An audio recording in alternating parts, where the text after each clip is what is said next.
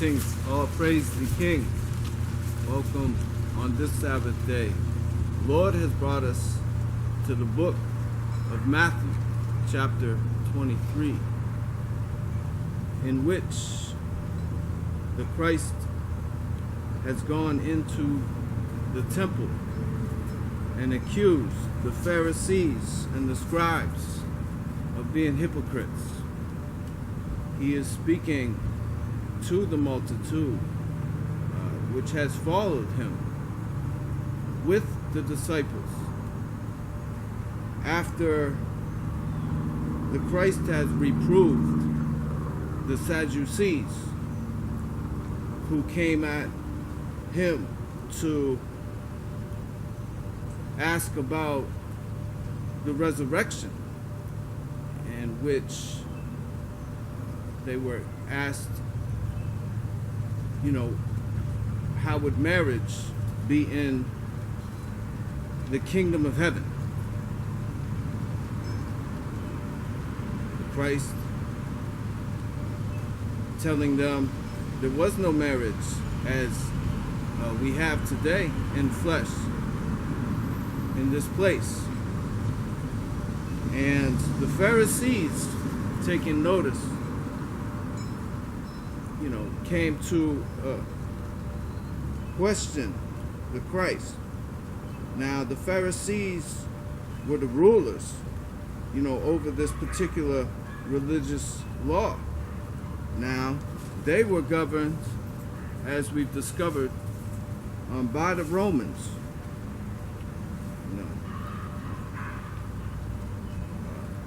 And even in the book of Acts, were afraid of losing, their position. And so the Sadducees would be more aligned with the Romans. The Sadducees are like the ultra rich. They don't subscribe to a form of religious law. They uphold a form of pagan law. But they see this as based on what they call science. And they're more or less futurists, and they believe that man is God. Now, the Pharisees have a particular rule in place because that's what the people of that culture required. Because they were a religious governed civilization. So the Christ begins to tell them, do what the Pharisees say, yet not as they do. It was in ultimate this, whereas the Pharisees have sit in the Moses seat, meaning they were governed under the laws prescribed by Moses in the first 5 books of the scriptures. And so even as they had imposed these laws upon the people, they were not willing to obey their own laws. And so the Christ begins to make a list to show the disciples, that those that abase themselves will be exalted, and those that exalt themselves will be brought down. And so in calling these scribes and the Pharisees hypocrites, the Christ is scolding these men. When you see the word woe, it is more like woe unto you. And the Christ has shown his intent as he even brought whips into the temple and drove some of these people out.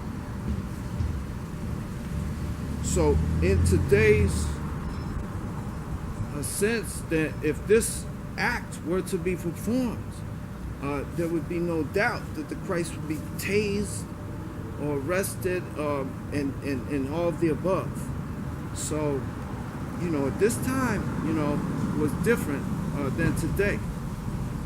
The Christ had a following, and the Pharisees were no doubt in fear of this movement. Now, the Christ is in there and he is scolding them. The scribes would be like the lawyers and the Pharisees would be like the judges.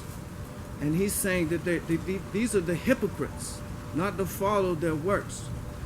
They make broad their phylacteries, which was like where they would put their scriptures.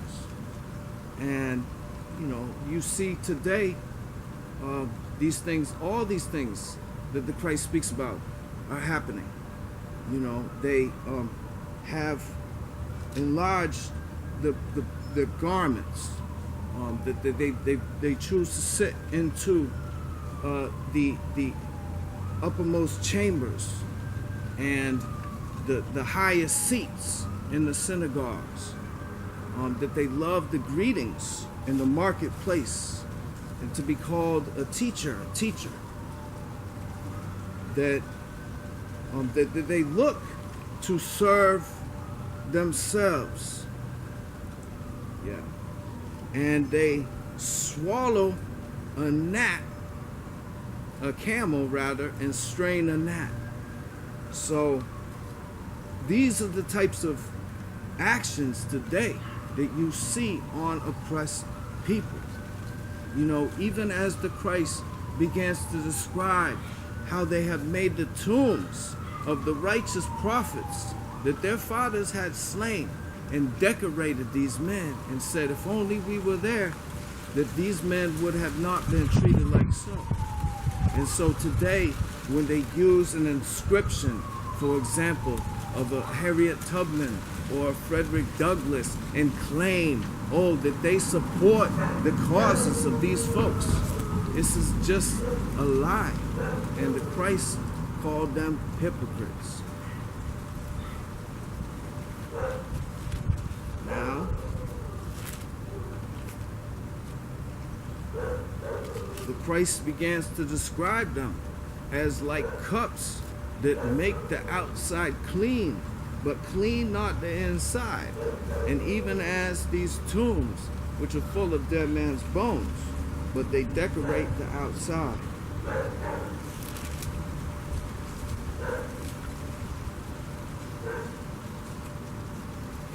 Now, when the Christ refers to Zacharias, the son of Barachias, being slain from the temple to the altar, and even the blood of Abel, there is a story in the book of Chronicles under the rule now of Joash, the king of Judah.